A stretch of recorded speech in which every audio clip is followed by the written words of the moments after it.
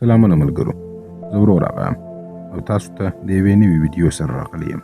ملګرو، دا هغه بدنامه ټاپو ده چې د لیټل سینټ جیمز یا اپسټین ټاپو په نوم سره پیژندل کیږي. په دې 72 کیلومتره ټاپو کې د عیاشي هر ډول سهولت موجود وو، له لوکس ریزورټونو څخه نیولې تر شخصي بندرونو، کتابتونونو او سینماو پورې هر څه پکې موجود وو. د نړۍ ډېر ستر او مشهور شخصیتونه به دې ټاپو ته راتلل او تلل، خو حقیقت دا و چې د میلو رخصتیو تر نامه لاندې کم عمره ماشومان تر ناوړه استفادې لاندې راتلل. دا هم ویل کېږي چې په دې ټاپو کې تر ځمکې لاندې پټ تونلونه جوړ شوي وو. ویل کېږي چې دا تونلونه د ځانګړي مقصد لپاره جوړ شوي وو، یا به د دې ټاپو کارکوونکو له دې لارې له یوه ځای څخه بل ځای ته تګ کوي تر څو میلمانه ونه ویني، او یا د شتمنو او زورورو میلمنو د تیښتې لاره وه. د دې ځالې قربانیان کم عمره انجونې او د هغوی کورنۍ وې، خو د زورورو کسانو نومونه دومره درانه وه چې هیڅ چا یې پر ضد د درېدو جرأت نسوی کولی، لږ تر لږه د ډېرو کلونو لپاره. خو بیا د 2015 کال د مارچ په میاشت کې دا ټوله کیسه هغه وخت را برسېره سوه کله چې یوې نجلۍ کورنټي وایلډ زړورتیا وښودله او د فلوریډا په پام بیچ پولیسو ته یې د جیفري اپسټین پر ضد لومړنی راپور ورکړ. په دې قضیه کې پولیسو، FBI او نورو پلټونکو ادارو ټول شواهد راټول کړل. په دې شواهدو کې د مهمو شخصیتونو نومونه، نامناسب عکسونه او اپسټین ټاپو ته د الوتکو ریکارډونه شامل وو. دا ټول اسناد محکمې ته وړاندې سول او همدا اسناد د اپسټین فایلونه بلل کېږي. خو پوښتنه دا ده، جیفري اپسټین څوک و؟ دومره ډېره شتمني یې له کومه سوه او څنګه یې له دومره مشهورو خلکو سره اړیکې جوړې کړې؟ FBI په دې ټاپو کې د پټو تونلونو پرته نور څه پیدا کړل؟ او تر ټولو مهمه دا، کله چې جیفري اپسټین په دومره خوندي زندان کې مړ سو، آیا دا یوازې یو اتفاق و چې په هغه شپه CCTV کیمرې خرابې سوي وې، که د دې تر شا هم د یو لوی ځواک لاس و؟ دا هغه د عادي ریاضي ښوونکي کیسه ده چې وروسته د نړۍ له تر ټولو شتمنو کسانو په حساب کې راتلی. جیفري اپسټین په 1970 کلونو کې د ډالټن ښوونځي څخه پیل وکړ، خو اصلي کور یې وال سټریټ و. هغه د میلیارډونو ډالرو څښتنانو لکه لیزلی ویکسنر د ویکټوریا سیکرټ کمپنۍ مالک باور وګټي او د هغوی شتمني یې اداره کوله. له دې دوستیو سره میلیونونو ډالر او د اشرافو ټولنه ورسره مل سوه. اپسټین د نیویارک څخه تر فلوریډا پورې د لوکس بنګلو امپراتوري جوړه کړې وه، خو د دې ځلېدونکې نړۍ تر شا یو ډېر تور راز پټ و. اپسټین د خپل ځواک او پیسو په زور بېګناه او کم عمره نجونې ښکار کولې. دا د هغه سړي کیسه ده چې نړۍ ورته میلیارډر ویل، خو په حقیقت کې یو خطرناک مجرم و. د منهټن تر ټولو لوی شخصي ماڼۍ د نیو مکسیکو 2500 ایکړه فارم او په پاریس کې لوکس اپارتمانونه د اپسټین شاهي ژوند له خوب څخه کم نه و. خو د هغه اصلي باچاهي د کاریبین سمندر هغه 72 کیلومتره ټاپو وه چې موږ یې د اپسټین ټاپو بولو. دې ځای ته د تګ لپاره اپسټین خپله شخصي الوتکه کاروله چې خلکو پر هغه الوتکه باندې د لولیتا ایکسپریس نوم ایښی و. په دې ټاپو کې څه کېدل؟ ادعا کېږي چې د نړۍ ډېر مشهور خلک به دې ټاپو ته راتلل او دلته به کم عمره نجونې هدف ګرځول کېدلې. د اپسټین نړۍ یوازې پیسې نه وې، بلکې د نړۍ تر ټولو زورورې څېرې هم پکې شاملې وې. بیل کلینټن د اپسټین په شخصي الوتکه کې 24 ځله سفر کړی و چې نړیوال سفرونه هم پکې شامل دي. ډونالډ ټرمپ هم په 1990 کلونو کې د اپسټین ګاونډی او دوست و، وروسته دواړه سره دښمنان سول.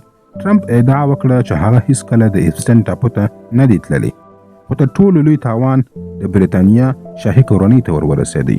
پرنس انډریو تورنس و چې د اپسټین په غوښتنه یې چې له 19 کلنې ویرجینیا جوفري سره ناوړه چلند کړی و.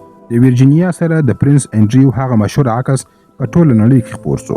د دې پایله دا سوه چې پرنس انډریو له شاهي دندو څخه لیر سو. هغه مجبوره سو چې 14 میلیونه ډالره تاوان هم پرې کړي او د 2015 کال په اکتوبر کې ترې د پرنس لقب هم واخیستل سو.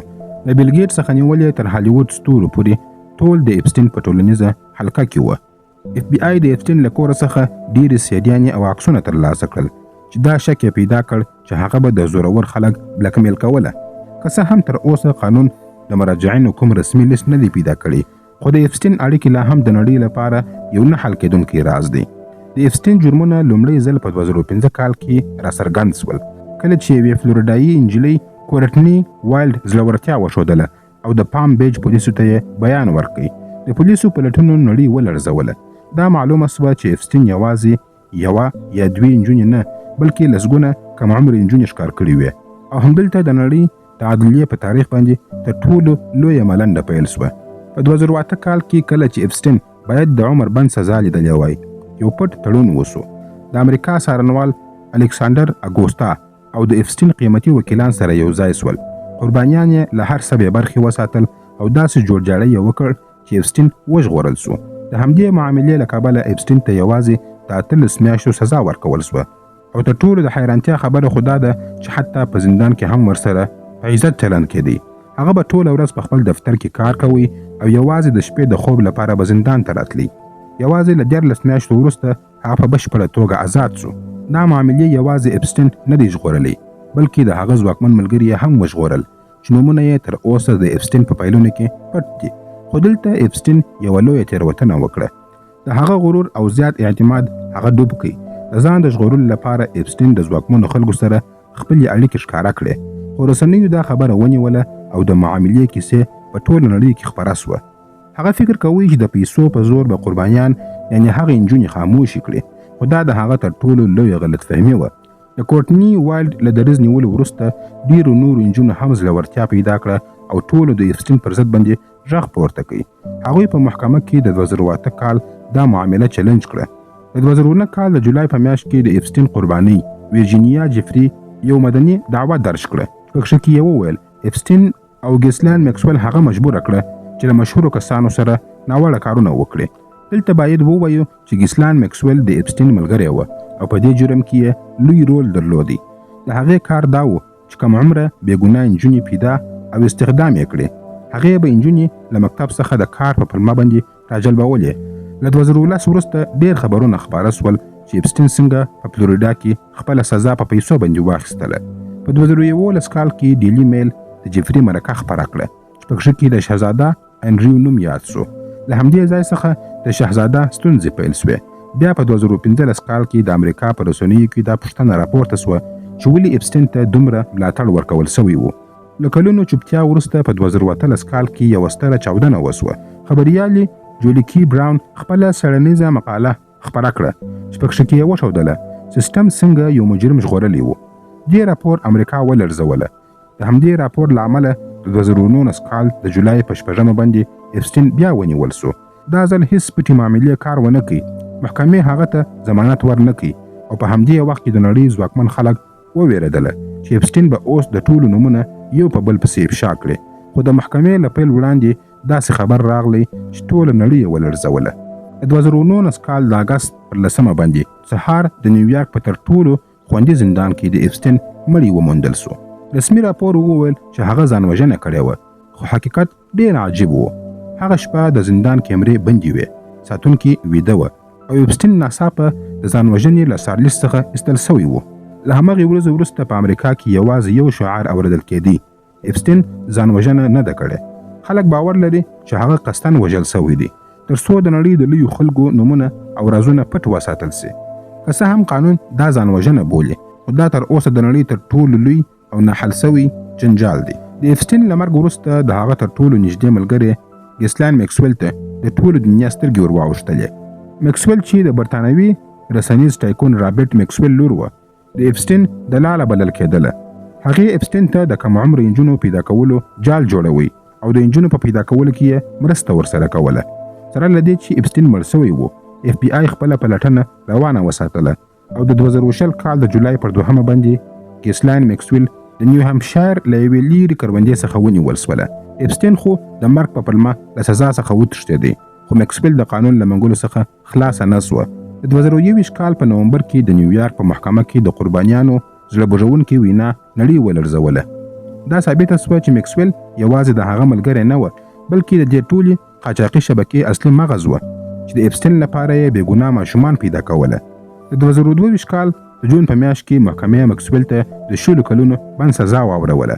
قاضي په ښکاره سره وویل چې دا د ماشومانو پر وړاندې د ظلم سزا ده. میکسویل اوس د فلوریډا په زندان کې خپله سزا تېروي. د اپسټین له مرګ څخه وروسته د هغه له شتمنۍ څخه د قربانیانو لپاره یو فنډ جوړ سو چې له هغه څخه تر اوسه پورې 150 ژوندي پاتې سوو کسانو ته $121 میلیون ورکول سوي دي. اپسټین مړ سو خو د هغه فایلونه په 2025 کال کې د نړۍ سیاست ته اور واچوي. د 2024 کال په جنوري کې د ایپسټین د فایلونو د خپرېدو بهیر هغه وخت نوي پړاو ته داخل سو کله چې ټرمپ د 2025 کال په جنوري کې ولسمشر سو. هغه د انتخاباتي کمپاین پر مهال باندې ژمنه کړې وه چې د ایپسټین فایلونه به خپروي. 2025 کال کې لوی څارنوال پام بونډي وویل چې د مراجعینو لیست یې پر میز باندې پروت دی. خو کله چې لومړی برخه خپره سوه خلکو ټوکه وبلله ځکه چې په هغه کې هیڅ نوی شی نه و. اصلي چاودنه د 2025 کال په نومبر کې وسوه کله چې د امریکا دواړو لویو ګوندونو د ایپسټین د فایلونو د خپرېدو قانون تصویب کړي او حکومت ته د 2025 کال د ډسمبر تر 19 پورې وروستۍ نیټه وټاکله. د 2025 کال په ډسمبر کې د ګیسلاین میکسویل ځینې ایمیلونه خپاره سول چې په کې هغه یو پټ نوم کاروي د انویزیبل مین. پلټونو ثابته کړه چې دا نوم د شهزاده انډریو لپاره کارېدی.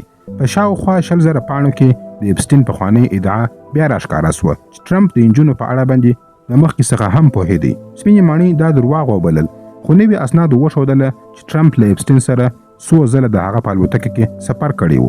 کله چې د ډسمبر 19 تېره سوه نوي 10,000 پاڼې خپرې سوې خو لا هم تر 1 میلیون زیاتې پاڼې پټې دي.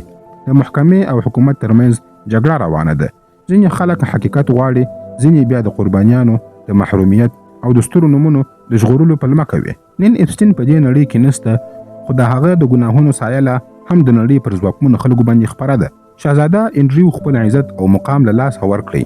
ګیسلاین میکسویل په زندان کې ده او شتمن خلک اوس هم له ایپسټین سره د خپلې ملګرتیا سپیناوی ورکوي. د 2015 کال د یوې نجلۍ خاموشه کیسه د نړۍ تر ټولو لوی فساد بدل سو. د ایپسټین په ټاپو کې تر ټولو مشهوره او لانجمنه ودانۍ یو شنه او سپین رنګه کوټۍ ده که څه هم پکې کې هیڅ غیر قانوني څه نه و ثابت سوی. خو په داسې ټاپو کې د داسې ودانۍ جوړول ډېرې پوښتنې راپورته کوي. کله چې اف بی آی په 2019 کال کې ټاپو وپلټله تر ټولو ستره پوښتنه دا وه چې آیا هلته پټ تونلونه شته که نه. ځینې لاندې تونلونه او تاسیسات پیدا سول خو هدف یې روښانه نه و. خو دا ثابته سوه چې هلته تر ځمکې لاندې جوړ سوي تونلونه موجود وه. په ټاپو کې هر ځای عجیبې مجسمې وې او په هر کونج کې سی سی ټي وي کیمرې لګېدلې وې چې دا کیمرې د امنیت لپاره وې او که د بلک میل لپاره. دا پوښتنه لا هم ژوندۍ ده. یو هلیپیډ چې په هغه کې یو عجیبه انځور ښکاره کېږي. همدارنګه د غره پر سر باندې یو ریزورټ چې له خصوصي بندر سره تړلی و. د پلټونو پر مهال ځینې عجیب درمل هم پیدا سول چې په کې هارموني درمل تر ټولو ډېرې پوښتنې راپورته کړې.